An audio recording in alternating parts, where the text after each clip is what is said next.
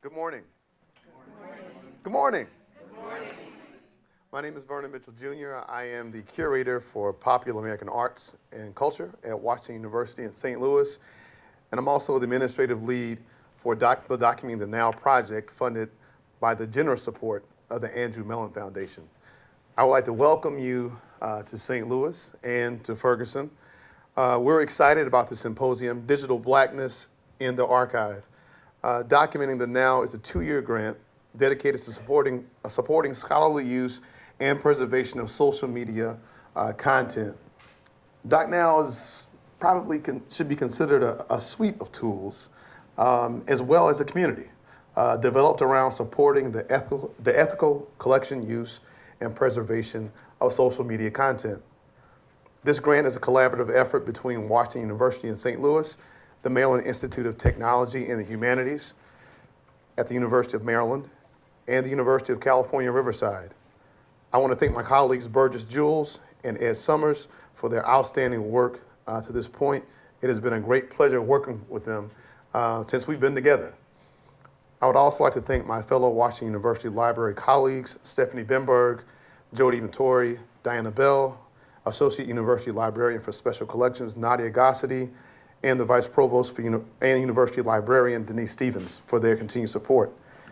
As we enter the last phase of this collaboration, we're holding this symposium to hopefully aid in future directions around the work, appraisal, collection, access, preservation, and the use of social media and other web-based content that documents Black lives.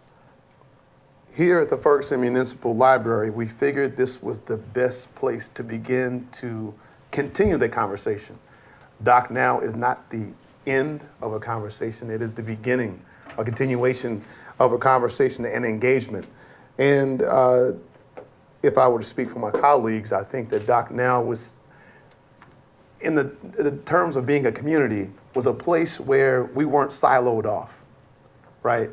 IT professionals, academicians, archivists, library professionals, activists, all in the same room, having a conversation at the same time.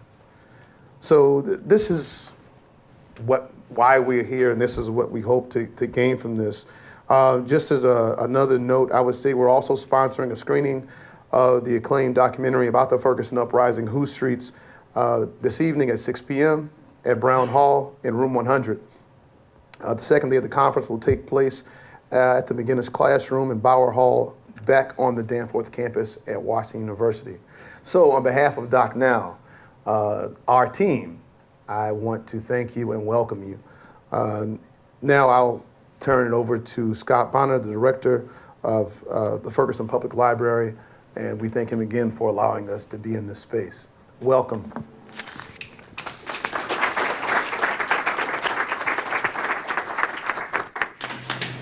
Hey, welcome to Ferguson. I wanted to welcome you all to Ferguson by thanking you.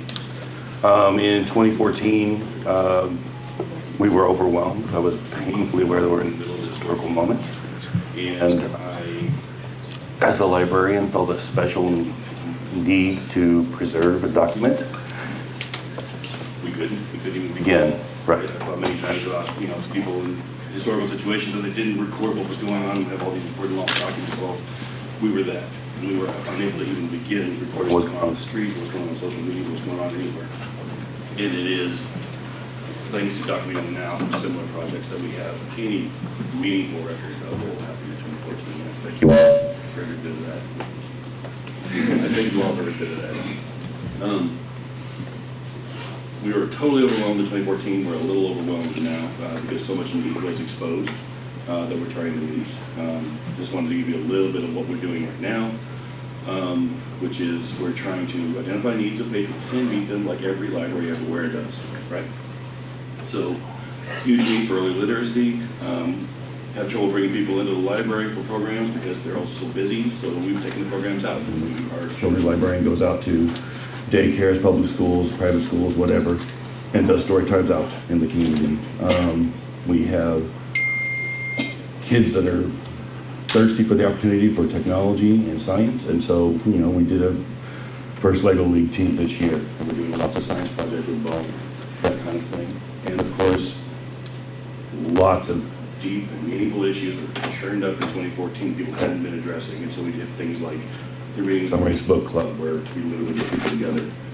They stopped talking past each other on issues of race because they read a book. A book gives a common language, and now they talk with each other, and that is meaningful. So we're just doing our thing, the library thing. I thank you all very much for being able to pick up the pieces we couldn't pick up and tracking what really mattered and what happened in 2014. Thank you.